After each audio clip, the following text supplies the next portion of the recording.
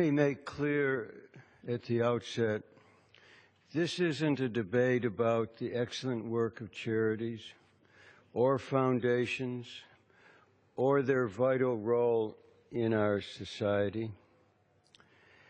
This House has already taken action to provide for the three provisions included in this bill for this year's tax returns as part of the broad extender bill that passed last week.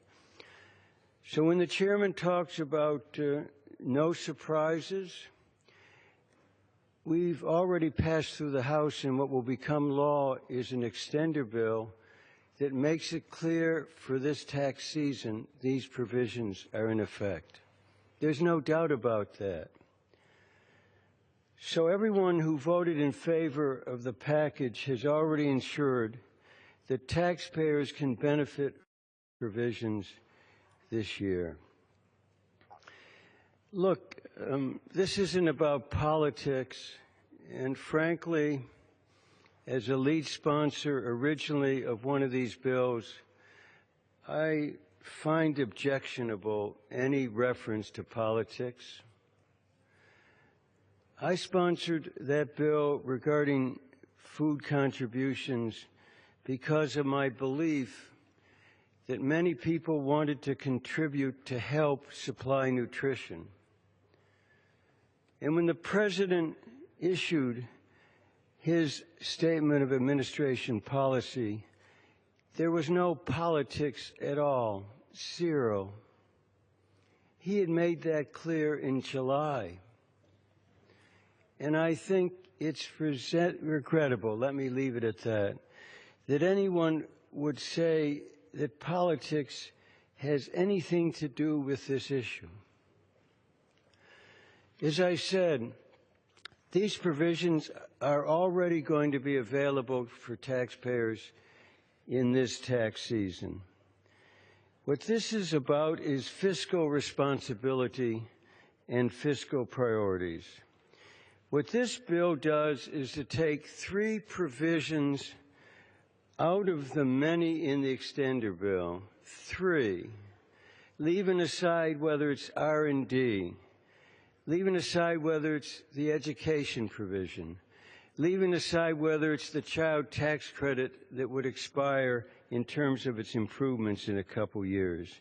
What this does is to take just these three, important as they are, and say, we're going to make those permanent without paying one dime for them. Not one dime. $11 billion to the debt. And I must say, and we've had some back and forth on this, whatever one thought of Chairman Camp's comprehensive bill, and we had some questions about it, but never questioning the fact that it took some hard work and I think some courage to put these provisions into the context of comprehensive tax reform. And so it's counterintuitive in a way to just pick these three up and to make them permanent, unpaid for. So let me just read the statement of administration policy, if I might. I just hope it sets to rest any claim that this is about politics, because as an original sponsor of one of these bills, I can just emphasize what propelled me to propose it to all the food pantries I went to all of the church groups I went to, who were providing food, to the business people I talked with who were essentially donating food to their credit that they couldn't sell, and to doing so in a way that it was timely and so that the foods were very easily edible and readily so. So with that spirit, and I hope talking about the spirit of the season, this administration policy, I hope with that spirit it will be received. And I quote from it.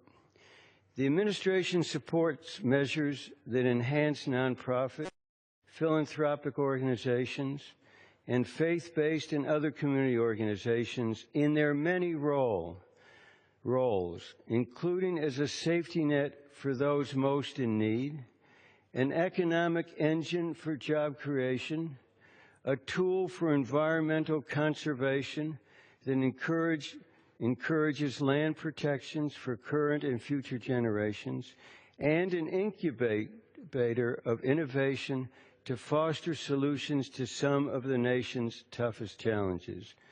The President's budget includes a number of proposals that would enhance and simplify charitable giving incentives for many individuals.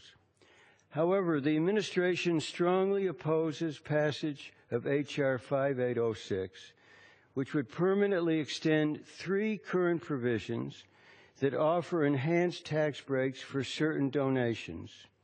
As the administration stated when strongly opposing similar legislation this past July, if this same unprecedented approach of making certain traditional tax extenders permanent without offsets were followed for the other traditional tax extenders, it would add $500 billion or more to deficits over the next 10 years, wiping out most of the deficit reduction achieved through the American Taxpayer Relief Act of 2012. Earlier this year, the House Republicans themselves passed a budget resolution that required offsetting any tax extenders that were made permanent with other revenue measures. As with other similar proposals, Republicans are imposing a double standard by adding to the deficit to continue tax breaks while insisting on offsetting the proposed extension of unemployment benefits and the discretionary funding increases for defense and non-defense priorities, such as research and development in the Bipartisan Budget Act of 2013. House Republicans are also making clear their priorities by rushing to make these tax cuts permanent without offsets, even as the House Republican budget resolution calls for raising taxes on 26 million working families and students by letting important improvements to the EITC, the Earned Income Tax Credit, the Child Tax Credit, and education tax credits expire. The administration wants to work with the Congress to make progress on measures that strengthen America's charitable sector. I want to repeat that. The administration wants to work with the Congress to make progress on measures that strengthen America's charitable sector. However, H.R. 5806 represents the wrong approach. If the President were presented with H.R. 5806, his senior advisors would recommend that he veto the bill.